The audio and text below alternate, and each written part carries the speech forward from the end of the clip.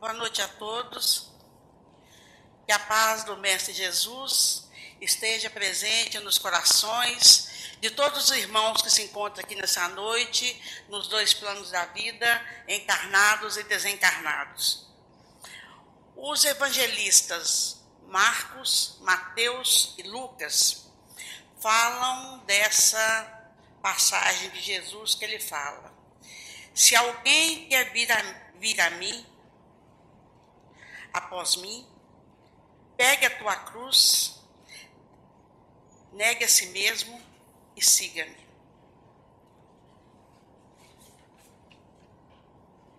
Oi? Se alguém quer, nesse momento, Jesus, ele usa do livre-arbítrio, né? Ele respeita o nosso livre-arbítrio. Ele pergunta se alguém quer. Ele não exige, ele não pede, ele pergunta se alguém quer vir após mim. Então, nós, na nossa caminhada aqui na Terra, muitas vezes, nós pensamos que a gente vem aqui para aprender. Realmente aprendemos. Mas o nosso preparo maior é no plano espiritual. Todo o trabalho que vai ser feito conosco aqui na Terra, nós viemos aqui para praticar. Aqui nós usamos da prática. No plano espiritual, nós estudamos, nós aprendemos.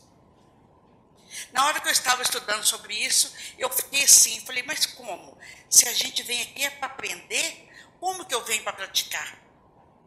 Mas aí, a gente vai para os estudos de André Luiz, nos livros mensageiros, nós vamos fazer aqui, falar uma pequena história para chegarmos onde a gente quer falar. Lá tem a queda de Otávio. Eu acredito que é no capítulo 2 dos Mensageiros.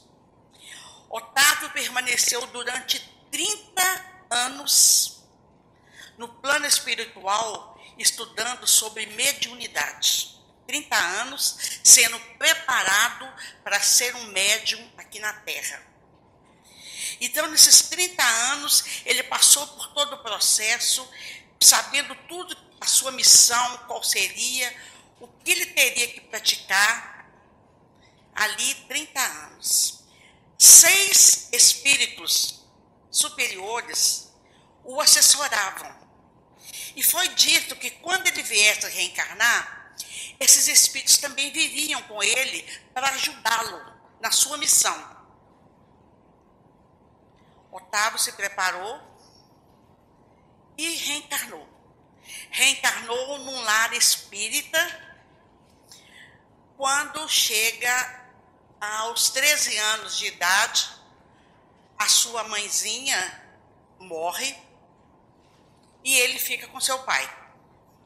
Seu pai logo desposa uma segunda esposa e eles continuam a levá-lo em casas espíritas e coisa e tal. Nesse momento, a sua mediunidade passa a ficar muito ostensiva. E Otávio passa a ficar confuso. Ele era um rapaz totalmente evangelizado. Ele aprendeu tudo o que precisava de evangelização. Então, naquela confusão mental dele, ele foi levado a um médico.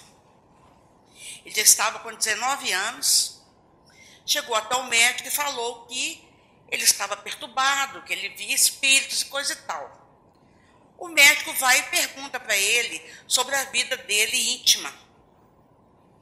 Ele fala que ele é um jovem casto, que ele apenas estudava, praticava sua religião e coisa e tal.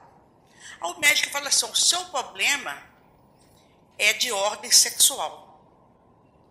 Você precisa, dar ter um parente sobre isso. Aí Otávio vai e começa a procurar, a desenvolver essa parte sexual. Só que ele passa a usar de uma maneira desenfreada. Fica completamente louco. E nesse tempo, desculpa, eu vou voltar aqui, o pai dele, a mulher do pai dele, trouxe para o lar, casou 3 crianças. E o pai dele teve mais 3 crianças com ela, ou seja, somou um total de 6 crianças. Quando o pai de Otávio morre, Otávio 19 anos, o pai também morre, o que ele faz? A madrasta fica leprosa. Ele a manda para o Vale dos Leprosos. E as 6 crianças, ele abandona na rua. E as crianças vão viver ali a maneira que Deus quiser. E Otávio vai, aos 19 anos, dessa vida desenfreada, ele casa-se com uma moça, tem um filho com ela, só que o filho que ele tem com ela é um algoz que o perseguia vários e vários anos, que queria sua destruição. E esse filho e essa esposa faz da vida dele só tumulto na vida dele. Otávio fica totalmente desenfreado. Ele morre aos 40 anos de sífilis e alcoólatra. Então, se durante 30 anos ele foi preparado, chegou na terra, ele, com 19 anos, ele começou a perder tudo. Aí, por que a gente fala que é a prática que nós praticamos? Por que eu contei essa história? Por que a gente fala que quando eu comecei a estudar, eu fiquei assim, achando absurdo. Mas só praticar?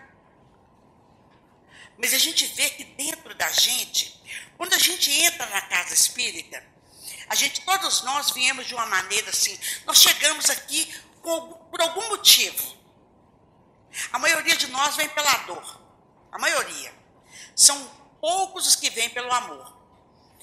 E quando a gente começa a trabalhar, começa a assistir às palestras, começa a buscar, a estudar, a ver um outro lado, a gente passa a perceber que dentro de nós temos essa centelha já guardada dentro de nós, que como se ela tivesse ali meia ofuscada. E quando a gente começa a ver tudo que é feito dentro do trabalho doutrinário, essa centelha começa a florescer, né?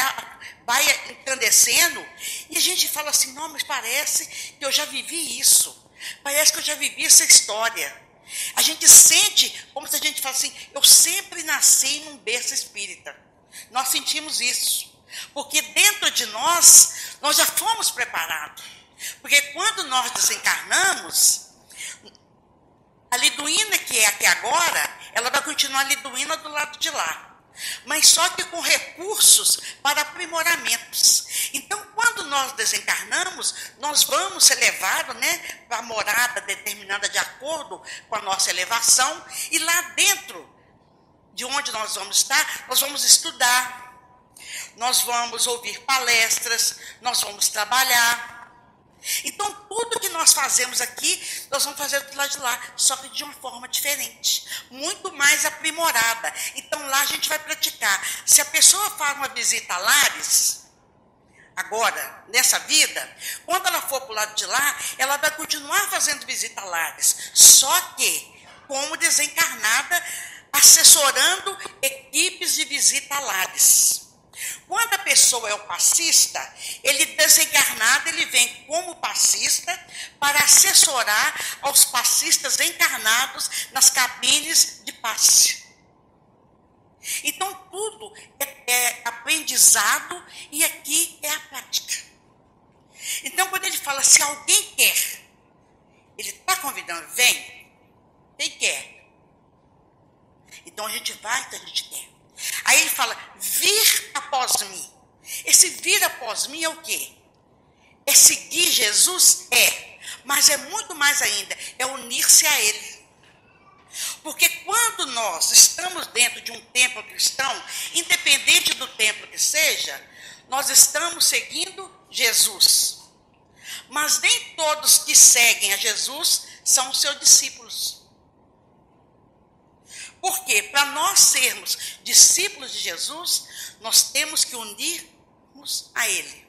E quando nós nos unimos a Jesus, o que vai acontecer conosco? É o que Paulo falou lá em Coríntios. Quando alguém está em Cristo, nova criatura é.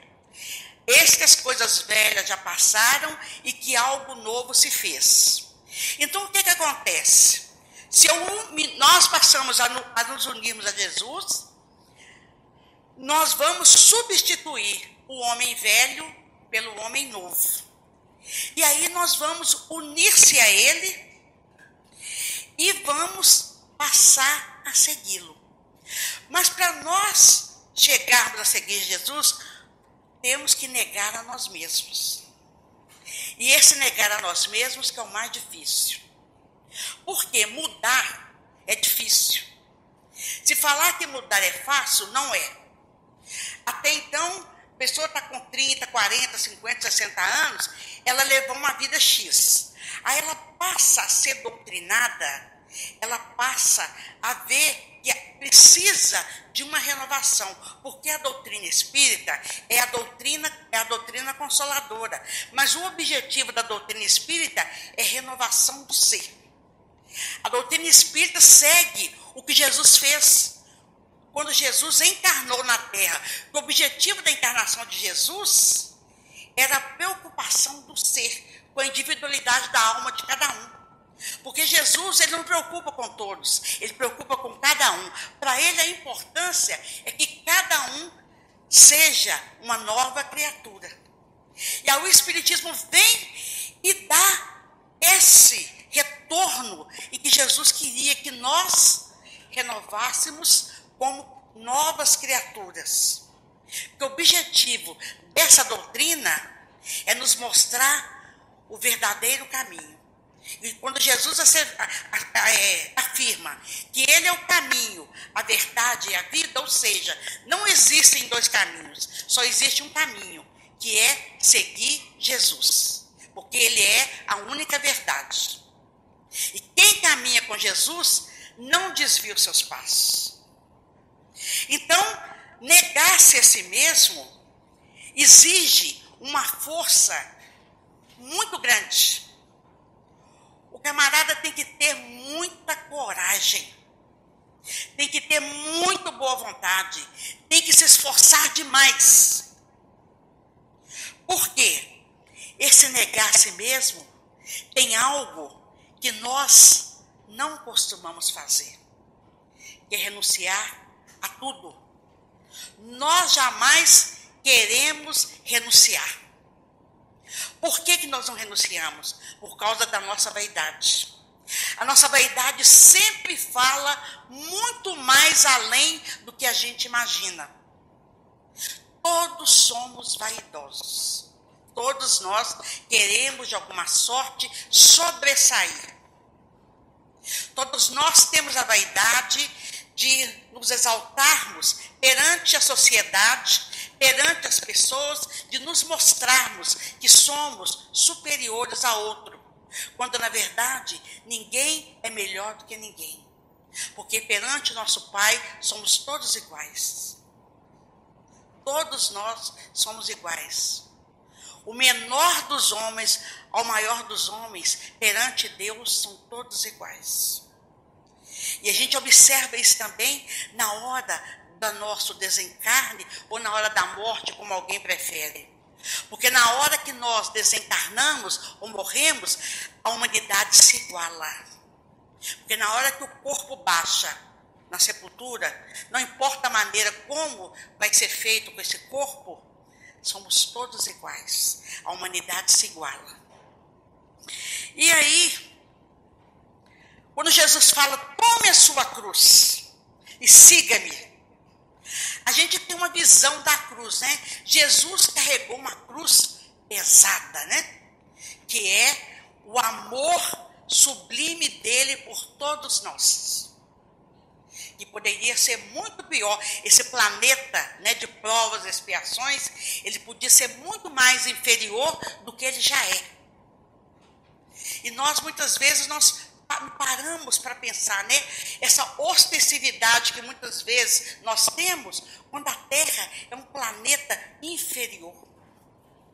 Nós estamos assim, a gente fala muito em umbral, né? Ah, porque umbral para aqui, umbral para lá. Gente, o umbral é nosso vizinho. É só abrir a porta assim, ó, nós colocamos o pé dentro do umbral. O umbral não está longe, não. Umbral é só abrir a porta, oi vizinho, tudo bom? Aí eu aqui. É desse jeito, tá? E aí, o que a gente pensa? Carregar a sua cruz. Essa cruz, cada um tem a sua dor, cada um tem o seu sofrimento, cada um tem a sua tribulação, cada um sabe aonde que a dor aperta. Talvez o que seja uma coisa pequena para um, para outra tem uma dimensão de colocá-lo deprimido, de colocá-lo à base só de tomar remédios. Então, a dor do outro não pode ser comparada com a minha. A dor de cada um é de cada um. E ela tem que ser respeitada. Então, quando ele fala, nega a si mesmo, tome a sua cruz e siga-me. Ou seja, renuncia ao mundo. Renuncia ao mundo. E agora, quem renuncia? Tome a sua cruz. O que é o seu peso maior? O que te impede de ir até Jesus? O que te impede de seguir Jesus? Então ele fala assim, siga-me. Seguir Jesus é difícil. Vivenciar Jesus é difícil. Se nós pegarmos o Evangelho segundo o Espiritismo, pegar todas as passagens que é feita do Novo Testamento, dos livros escritos dos evangelistas, se nós analisarmos cada versículo, cada capítulo, e falar assim, ó, hoje eu vou seguir o que o evangelista Mateus escreve no seu livro, que eu quero ser um cristão verdadeiro. Aí, se você começar a seguir tudo lá, você fala assim, eu estou ficando doido. Ou quem tiver do seu lado fala assim, esse sujeito está ficando doido. Mas aí Jesus é caridoso, ele é manso, ele é humilde, e ele nos fala assim, não, eu vou pedir pouca coisa para eles. Eu sei que eles são rebeldes, eu sei que eles são teimosos, são crianças. Para Jesus não somos crianças. Vou pedir pouco. O que eu vou pedir para eles? Pouca coisa. Amar a Deus sobre todas as coisas. Todo mundo ama a Deus. E ao teu próximo como a si mesmo. E aí? Amar o próximo a si mesmo é uma prática.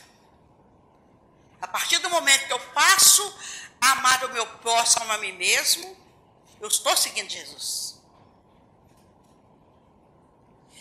E seguir Jesus é difícil. Nós estamos repetindo. É difícil.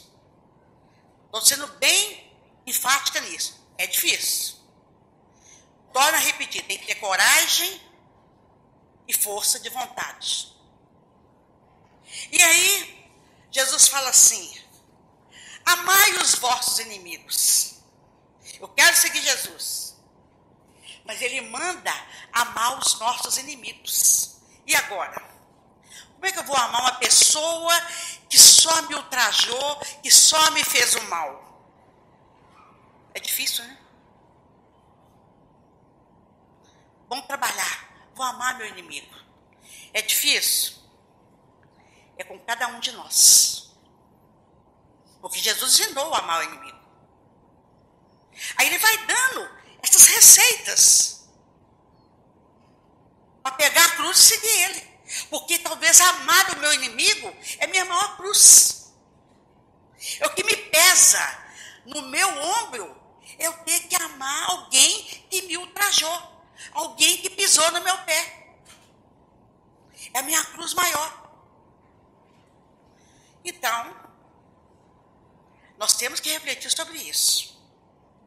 Aí Jesus fala assim, orai pelos que vos perseguem e caluniam. Minha cruz maior é orar por aquela pessoa que eu sei que fala de mim o tempo todo, pela frente e pelas costas. É a pessoa que me persegue e já inventou calúnias a meu respeito. E aí? A minha cruz é essa. Aí Jesus fala, pega a sua cruz e me siga. Porque ele dá a receita. Ama os inimigos, ora pelos que vos perseguem e caluniam, já vai diminuindo a minha cruz. Diminui. Se eu aprendo a orar. E essa oração, ela não necessita de receita. Não é receita de bolo nem de torta. É simplesmente eu abrir o meu coração e falar com Jesus, amar e orar por aquele que me persegue. De uma maneira simples, mas com coração. Porque essa oração que eu fizer, ela vai atingir o objetivo.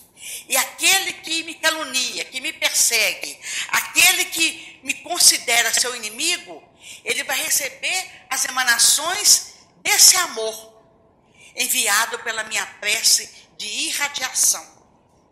É o que é feito aqui às 8h30, quando a nossa diretora da noite pediu que nós orássemos por todos. E nós orando em pensamento, nessa corrente, nesse elo que foi feito, essa prece atingiu o objetivo. Aí Jesus fala, emprestai sem nada esperar. A gente nunca empresta sem nada esperar. Sempre a gente faz algo esperando receber em troca, nem que seja um muito obrigado. E quando a pessoa não nos fala um muito obrigado, a gente fala assim, mas que pessoa ingrata.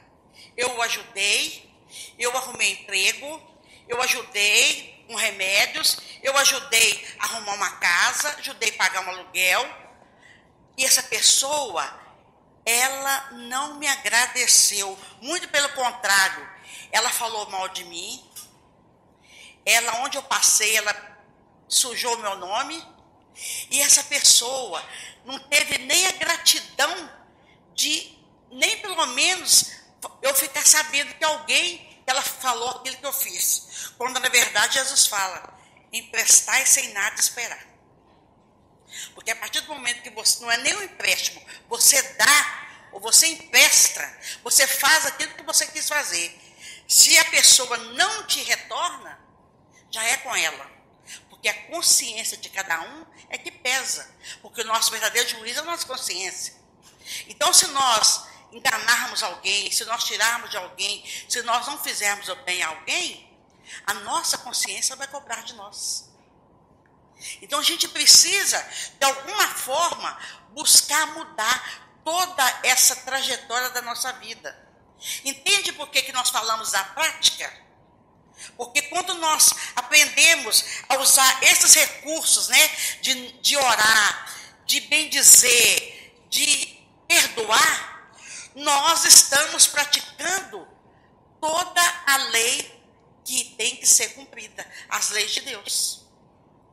É o que faz nos mudar, é o que faz de nós novas criaturas, é o que nos dá prazer, é que nos dá alegria, é que nos dá essa satisfação de viver em paz. Porque se a gente estiver em paz conosco, é o mais importante.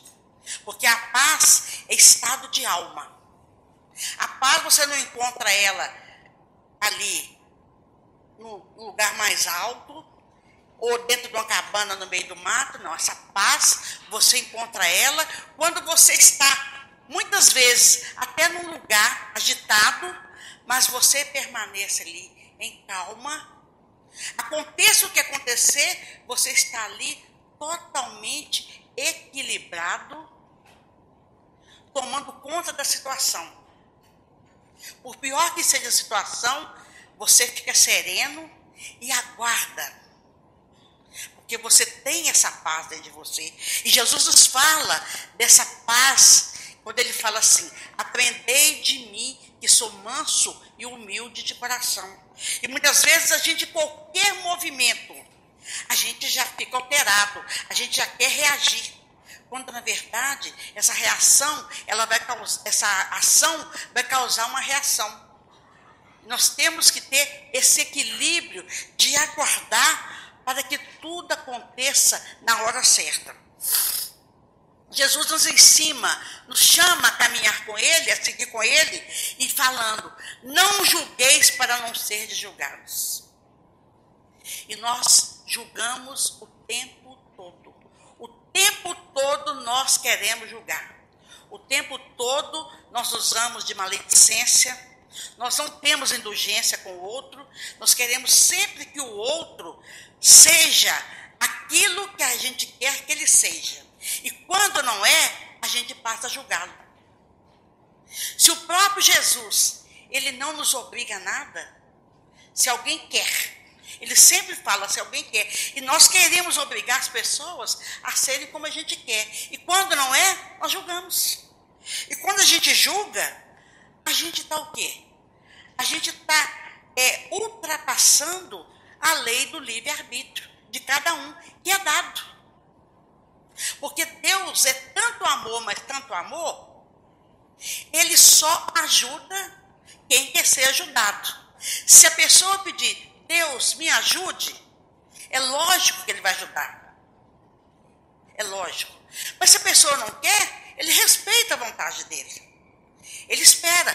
A nossa irmã que nos antecedeu falou do livro Nosso Lar. A maioria de nós já leu o livro Nosso Lar. André Luiz estava lá, nas regiões lá fétidas, passando por todo tipo de provação, até a hora que ele reconhece que existe um ser que domina, que criou tudo aquilo.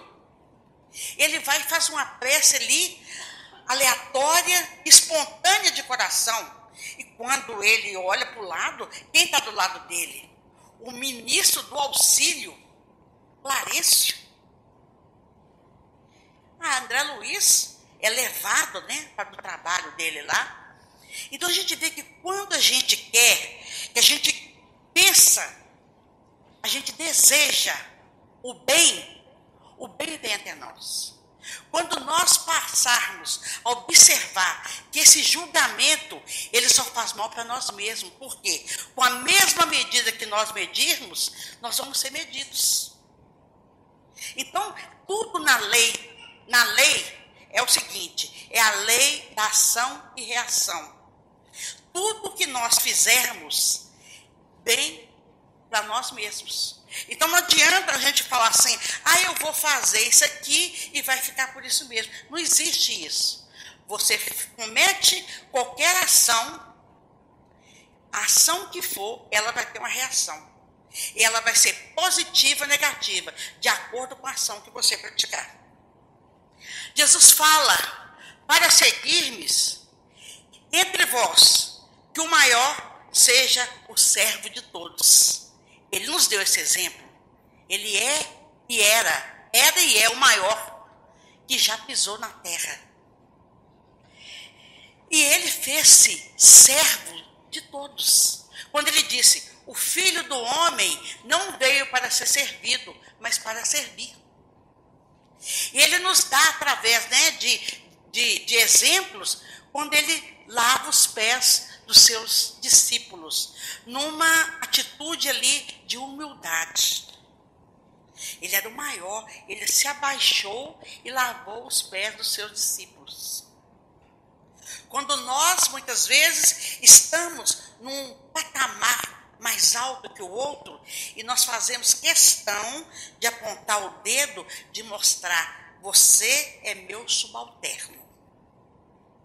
E a gente sabe que sempre que o menor, sempre ele vai ser o maior. Porque no reino de Deus, os humildes, os pobres de espíritos, os fracos, os desvalidos, esses sim, são os maiores no reino de Deus. O próprio Evangelho, eu esqueci qual a passagem, que fala da rainha da França, que até então, ela falou que até chegar até nos rituais, do seu funeral, até chegar no seu túmulo, ela foi feita aquela ostentação. Mas quando ela chega no plano espiritual, ela fica envergonhada quando ela vê que escravos que a serviam estavam imbados de luz, e ela ali, naquela necessidade, naquela falha. Então a gente tem que ver que durante toda a nossa trajetória na vida, nós temos que nos fazermos humildes. Os grandes vultos evangélicos, né? Todos eles, Gandhi, Buda, Chico, Madre Teresa, Irmã Dulce, e outros mais, né? Outras pessoas que às vezes a gente nem fala, quantas pessoas mesmo que não são famosas e fazem um trabalho aí maravilhoso.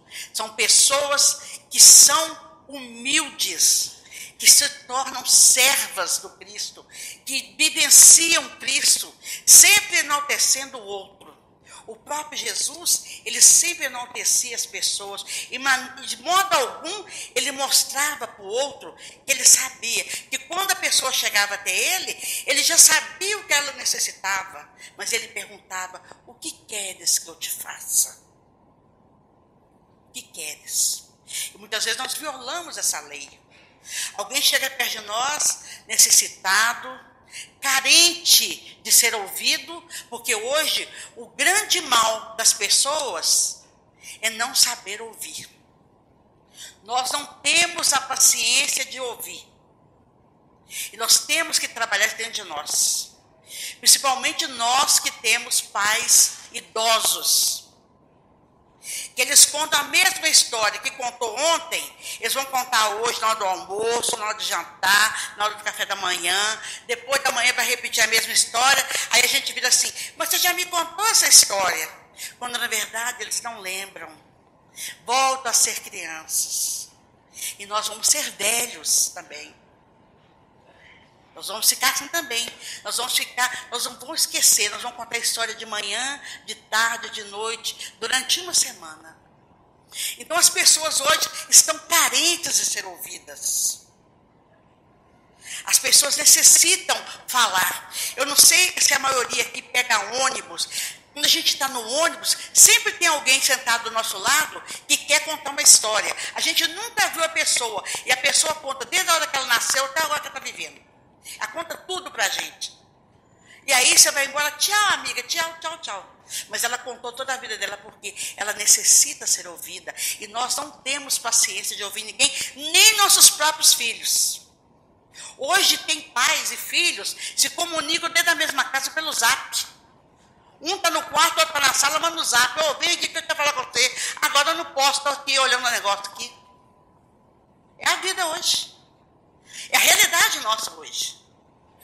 Todo mundo no zap. A gente esquece dessa coisa do amor, da família, que é o bem mais precioso que Deus podia nos dar, é a nossa família. Que patrimônio maravilhoso. Feliz quem pode reunir-se com a sua família, nem que seja uma vez por semana, na hora do culto cristão no lar. Então, nós cristãos, nós temos que praticar o Evangelho segundo o Espiritismo dentro da nossa casa, o culto cristão no lar. Porque a casa que pratica o culto cristão no lar, o alicerce e o teto é Jesus. Pode acontecer o que aconteceu lá fora. A casa pode até balançar, mas as paredes não vão ficar trincadas. Porque Jesus é o teto e o alicerce.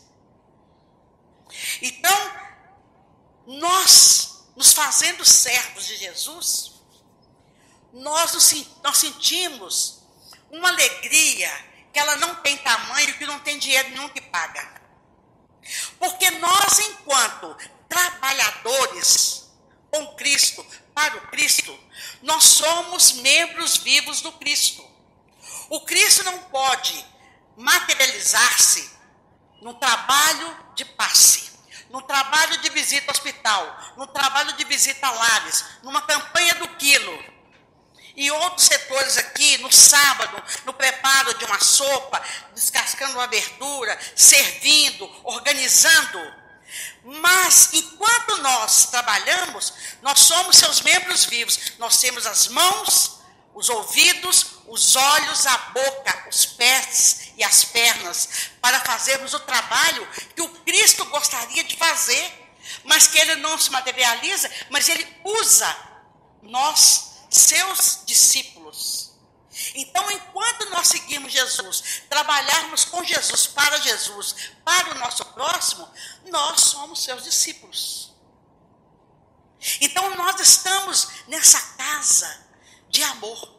O nosso querido companheiro que fez a prece inicial falou essa frase do Glass, que era maravilhosa: o compromisso da fé é com o ser humano. Essa frase é de uma simbologia, de uma força. Se nós olharmos o compromisso da fé é com o ser humano, ou seja, o compromisso do Glacos, da equipe que trabalha com ele, é conosco.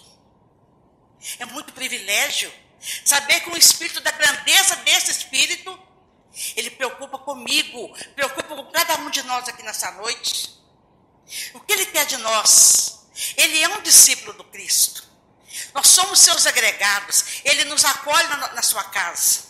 Aqui nós temos todos os recursos para sermos bem-sucedidos. Nós temos trabalho, nós temos o remédio, que é terapêutico, que é o passe. Nós temos a água fluidificada, que é colocado um remédio para cada um de nós dentro dessa água. Nós temos as palestras espíritas, que são um verdadeiro rebuliço dentro de nós. Porque o objetivo dessas palestras, desses estudos, é tocar, é jogar semente no coração, é rebuscar o sujeito todo aí dentro, é balançar ele e falar: desperta tu que dormes. O Cristo está aqui, o Cristo está vivo, ele está dando o melhor dele para cada um de nós nessa noite. Nós temos que ver isso aqui como um tesouro, é uma oportunidade ímpar. O nosso amigo que fez a prece de inicial, ele falou que nós escolhemos a boa parte. Lá fora deve estar uns 35 graus. Eu tenho certeza que aqui dentro, nós não estamos lembrando de calor. Sabe por quê? Porque o Cristo está passeando aqui dentro. Os espíritos amigos estão aqui, tratando de cada um, indo no coração de cada um, vendo a dor, vendo o sofrimento, vendo o que cada um necessita. E ele está jogando aí esse amor, o Glacos com a sua equipe. Então, meus irmãos, seguir o Cristo é dar o melhor de nós para o nosso próximo. Essa corrente magnânima em que todos aqui se unem num só pensamento, numa só oração, isso faz um bem enorme para todos, tanto para encarnados quanto para desencarnados, porque os espíritos que estão nas reuniões mediúnicas trabalhando como desencarnados, eles recebem essas vibrações de amor que saem do coração e da mente de todos vocês. Então, durante todo o tempo que nós entramos aqui, nós temos um tratamento. Nós entramos desse portão para cá, é um hospital, é uma escola, é um educandário, é um repouso, é um aconchego. É isso que nós temos que observar. Olha para vocês verem, é um texto, é um versículo muito pequeno. Se alguém quer vir após mim, negue-se a si mesmo, toma a tua cruz e siga-me. Então, a nossa cruz, ela vai ficar muito mais leve se eu permitir que Jesus seja o meu sireneu. Quando nós permitimos que Jesus seja o nosso sireneu, a cruz fica mais leve. Por maior que seja o sofrimento e a dor, nós vamos passar esse sofrimento e essa dor de cabeça erguida. Aí muita gente fala assim, aquela passagem que Chico está no avião lá, né? Que ele fala, valei-me, valei-me, né? E Emmanuel fala assim, tenha dignidade, até para morrer. Aí ele fala assim, como é que eu posso não gritar, não ter dignidade na hora dessa? Eu estou com medo da morte. Isso é um exemplo para nós. Na hora que a gente está passando pelo maior sofrimento da nossa vida, é que nós temos que pôr nossa fé em ação. Ah, mas vocês vão falar assim, nós somos fracos, somos frágeis, somos seres humanos, passamos por essa dor e por esse sofrimento. Mas acontece que se nós temos Jesus nos ajudando a carregar a cruz, que é o nosso sirineu, a cruz vai ficar mais leve. Porque Jesus pega a cruz, e onde que ele vai pegar a cruz? Ele vai ver onde que está mais pesado para o meu filho. Se é lá na ponta, eu vou levantá-la. Se é dos lados, eu vou colocar uma almofada aqui para pesar menos. Aí o sujeito passa pela dor e fala assim, nossa, eu não acredito que eu passei por tudo isso. Mas por quê? Porque ele segue Jesus, ele estuda. O espírita, o cristão, são a mesma coisa. Então nós temos de nos instruir. Porque Jesus nos disse, conhecereis a verdade e a verdade vos libertará. A verdade é Jesus. A libertação é quando eu conheço Jesus, quando eu sigo os seus ensinamentos, eu estou liberto. E aí, Jesus fala assim, para seguir-me, tem que passar pela porta estreita. E passar pela porta estreita não é para qualquer um, não. Você tem que espremer, né? Às vezes o sujeito fala assim, eu sou magrinho, mas não tem magrinho, não tem essa coisa de estética, não. O negócio é pior do que a gente pensa. O sujeito pode ser dessa finurinha, ó. Passar pela porta estreita para ele é difícil. Né? Porque a porta estreita é o que nós falamos, né? É lapidação do espírito, é lapidação do corpo. Tem que renunciar mesmo. Renunciar aos prazeres materiais. Não é que eu vou viver igual um herege, um eremita, subir lá para cima do monte e ficar longe de tudo e de todos, isso não vai me livrar de nada. Então você sabe se realmente você está vencendo, e se você está no meio ali da chafurda ali, né? Da lama, e eu vou tirar essa lama de mim, eu vou sair desse lamaçal, eu vou sair daqui, eu vou conseguir sair. E sai de cabeça erguida. Então, durante toda a nossa vida, a gente vai buscando, de alguma forma, reconhecer os nossos erros, ter um conhecimento de nós mesmos, que é importantíssimo conhecermos a nós mesmos. Porque não adianta a gente falar para outros, não, fulano, você tem que fazer isso e isso. Se a pessoa não quiser, ela não faz não. Não adianta. A pessoa tem que querer. Se a pessoa não quiser, mas ninguém muda ela. Ninguém consegue mudar ninguém. Então a gente consegue de alguma forma assim. Quando eu reconheço que eu preciso mudar, que eu necessito mudar, eu mudo. Então eu tenho que fazer o quê? Esse conhecimento de mim mesmo. Porque quando eu conheço a mim mesmo, eu passo a ver as minhas dificuldades, os meus defeitos, a minha fraqueza. Eu sou fraco nisso. Então, isso aqui eu vou ter que mudar em mim. Eu necessito mudar. Porque nós sabemos onde é que estão nossos erros, nossas fraquezas, mas o que a gente faz? A gente maqueia. Vou maquiar para ninguém ver. Mas tem gente que consegue ver. E quem consegue ver não é encarnado não, tá? É desencarnado. E se o desencarnado vê a sua fraqueza, e se a gente tentar maquiar para os encarnados, o desencarnado, ele tira a nossa maquiagem e mostra. Porque ele sabe onde é que eu vou cair. Aí o que eu tenho que fazer? Eu tenho que trabalhar esse mim. Eu tenho que arrumar uma força descomunal. E a gente fala que é difícil? É, mas a gente consegue. Paulo conseguiu, Maria Madalena conseguiu, Zaqueu conseguiu. Por que nós não vamos conseguir? De uma vez não consegue, não. Negar a si mesmo, de uma vez a gente não consegue, não. Mas a gente vai coloca no papel, ó, eu tenho isso e isso de falha. Então, a partir desse... hoje é 1º de fevereiro, o ano começou agora. Então, ó, vou começar agora. Ó, a partir de hoje, 1º de fevereiro, eu vou fazer isso. Eu tenho uma meta para o ano de 2019. Quando chegar lá no dia 31 de dezembro, você vai olhar para trás e falar assim, mas nossa, eu consegui vencer 2 coisas na minha vida que eu não conseguia e eu consegui. Não precisa que ninguém te fale. Você mesmo vê que você mudou, mas sempre tem alguém que tem um olho maior e vê. E fala, ó, fulano, você era assim, você mudou, né? Aí você fala, graças a Deus, eu consegui. Ô, Cláudia, não está enxergando? 7? É porque eu estou dando reflexo, estou enxergando.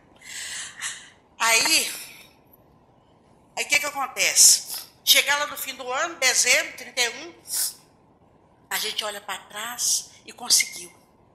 E aí vão trabalhando, né? Porque a gente sempre espera começar o ano. Então a gente vai aproveitar essa deixa, né? Que hoje é 1º de fevereiro. Então vamos aproveitar, vamos começar agora. 1º de fevereiro, vão todo mundo mudar. Todo mundo.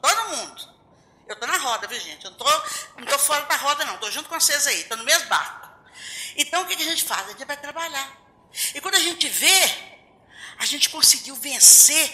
A gente começa a substituir o homem velho pelo homem novo.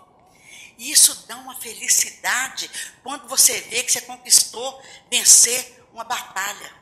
E para a gente ver qual que é a nossa maior dificuldade. São coisas pequenininhas. Não é coisa grande. Nós já estamos aqui dentro. Nossa, isso aqui já é importantíssimo, já é um grande passo. Nós já demos 1000 passos na nossa evolução só de estar aqui dentro. Mas não é para ninguém ficar convencido, não, gente. Assim, 1000 passos, assim, tá aqui dentro, já começou. Né? Só de chegar, só de começar a andar e já conseguir atravessar sexta-feira, um calor desse, e sentar aqui e ouvir a Liduína, já ganhou 1000 passos. Entendeu? Aí, o que vai acontecer agora? Aí agora, nós vamos falar o quê? Nós vamos pensar, observar. Amanhã tem palestra, depois da manhã, o palestrante vai dar palestra, vamos ficar vendo o que o palestrante vai falar. O que esse palestrante trouxe para mim? Porque às vezes a gente estuda, prepara. A Claudinha ali sabe, ela é oradora. A gente pode fazer um tema desse, a gente pega 5, 6, 7 livros. E a gente tem que ler um capítulo para pegar uma frase. Para montar uma palestra para vocês de 40 minutos. Aí a gente começa a preparar esse estudo aqui. E aí a gente vai falando. A espiritualidade vai ajudando. O Glax vai, O Glax vai dando força. E aí vamos embora. E aí o que acontece? Às vezes uma palavrinha pequenininha. Ela bateu. Bingo. É isso que eu precisava ouvir. É aí que é a chave do problema. O objetivo é esse da casa. É renovação.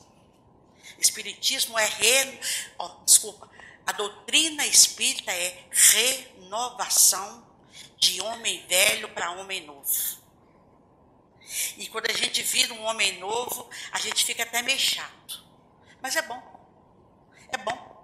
Porque a gente passa a ver a vida de uma maneira diferente e a gente passa a ver e fala assim, meu Deus, eu descobri tão tarde, quando nunca é tarde para começar.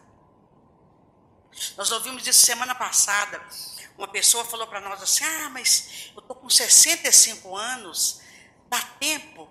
Eu falei, meu filho, Bezerra de Menezes começou com 55.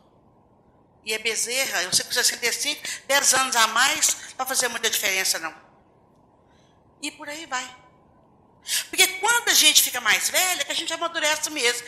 Mas ainda bem que a nossa casa tem evangelização, e eu vejo muitos jovens aqui, e esses jovens são o futuro da fraternidade, né? E por aí vai, né? Acabou, né? Mais 5 ainda?